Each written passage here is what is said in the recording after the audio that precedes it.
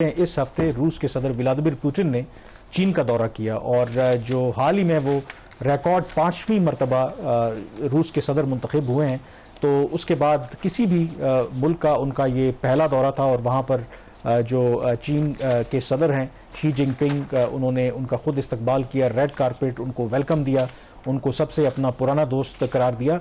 और वो कहें भी क्यों ना, क्योंकि पिछले 10 सालों में चीन और रूस के सदूर के दरमियान ये 40वीं मुलाकात थी। आप इमेजिन करें कि किसी भी शायद जो लीडर्स हैं इतनी ज़्यादा मुलाकातें उनके दरमियान नहीं हुई। ये जो दौरा था वो क्यों इंपॉर्टेंट था, आपको पता है कि दुनिया क्लियरली इस वक्त दो ब्लॉकों में आपको मुनकसिम नज़र आती है। एक तरफ अमेरिका है, उनके मगरबी इत्तेहादी हैं, दूसरी तरफ चीन, उसके साथ रशिया, जो सेकेंड वर्ल्ड वॉर के बाद जो अमेरिका की हिजमनी है, जो अमेरिका लेड ग्लोबल ऑर्डर है, उसको चीन अपने रूस जैसे इत्तेहादियों के साथ मिलकर एक चैलेंज करने की कोशिश कर रहा है। और शहबाज, इस तनाजुर में ज़ाहिर है कि अमेरिका बिल्कुल खुश नहीं था, मगरब भी खुश नहीं था, क्योंकि जो कुछ यूक्रेन में रूस ने किया है तो वो रूस को आइसोलेट करना चाहते हैं, खास करके उनके सदर व्लादिमीर पुतिन को भी।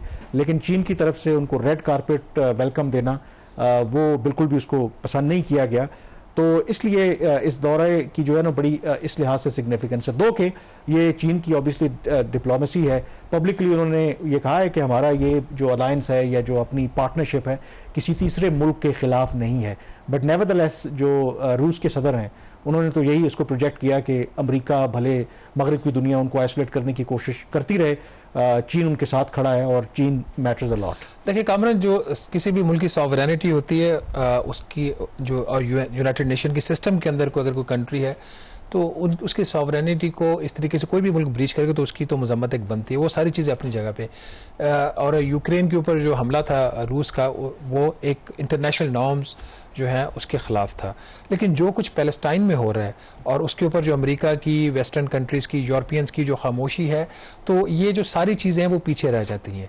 जिस तरीके से बच्चों का, ख़वातीन का चीन का भी मौक़िफ़ यही था कि जब कि चीन ने कंडेम नहीं किया ना आज तक के यूक्रेन के ऊपर जो भी इन्वेड किया रूस ने, तो उनकी यही अप्रोच रही है कि ये जो सेलेक्टिव अप्रोच है, आप या तो फिर अक्रॉस द बोर्ड उसको अप्लाई करें ना। जब आपके इंटरेस्ट होते हैं तो आप अफगानिस्तान पे भी चढ़ाई कर देते हैं, इराक में भी चले जाते हैं, लीबिया में भी चले जाते हैं।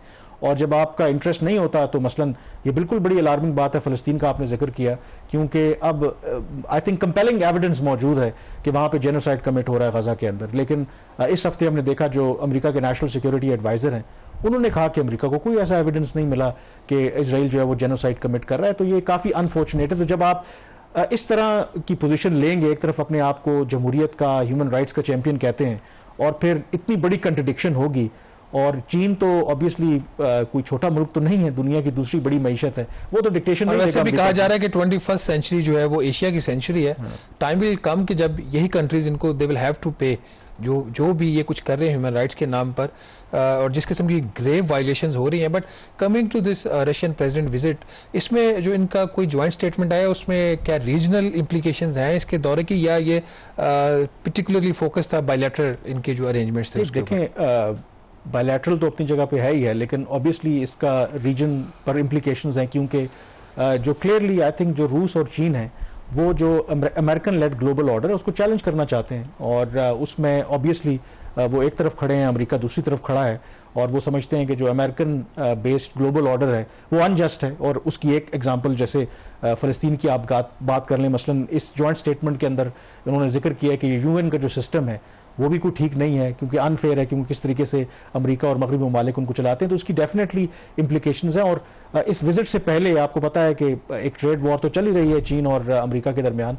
तो इस विजिट से पहले अमेरिका ने फर्दर ऐसे स्टेप्स लिए हैं जिसकी वजह से जो आप कह सकते हैं कि ये ट्रेड वॉर है बिटवीन टू बिग पावर्स वो इंटेंसिफाई हो गई है। अमेरिकी सदर जो बाइडन ने इस हफ्ते कम से कम 5-6 ऐसे आइटम्स हैं जो अमेरिका इंपोर्ट करता है, उस पर उन्होंने एडिशनल जो ड्यूटीज़ या टैरिफ्स आयद किए हैं, ख़ास करके जो इलेक्ट्रिक व्हीकल्स मैन्युफैक्चरिंग कंपनीज है चाइना की, उसको उन्होंने टारगेट किया है। क्योंकि जब से ये इलेक्ट्रिक व्हीकल्स आना शुरू हुई हैं, अमेरिका की तो शुरू में अजारादारी थी जैसे टेस्ला और बाकी जो उनकी कार मैन्युफैक्चरर कंपनीज हैं, लेकिन अब देखते ही देखते जो चाइनीज़ ईवी कंपनीज हैं उन्होंने आई थिंक बड़ा मैसिवली अपना जो शेयर है ग्लोबल मार्केट में इंक्रीज किया है। इस वक्त ग्लोबल अगर आप सेल्स देखें इलेक्ट्रिक व्हीकल्स की तो उसमें जो चीन का शेयर है वो 60% है, और आप हैरान होंगे कि 2012 में यही चीन का जो शेयर था वो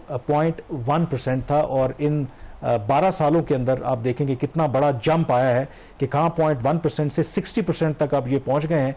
और यही खतरा है अमेरिका को और मगरबी ममालिक को कि अगर उन्होंने इस तरीके से जो अपनी मार्केट्स हैं ओपन रखी चाइनीज़ गुड्स के लिए, तो उनकी जो लोकल मार्केट्स हैं उनका तो भट्टा बैठ जाएगा। तो बहरहाल ये अहम ऑब्वियसली डेवलपमेंट्स हैं। जब ट्रेड वॉर इंटेंसिफाई होगी तो उसकी इम्प्लिकेशंस पाकिस्तान और बाकी जो खिते के ममालिक हैं उन पर भी होता है, हम इस पर नज़र रखेंगे।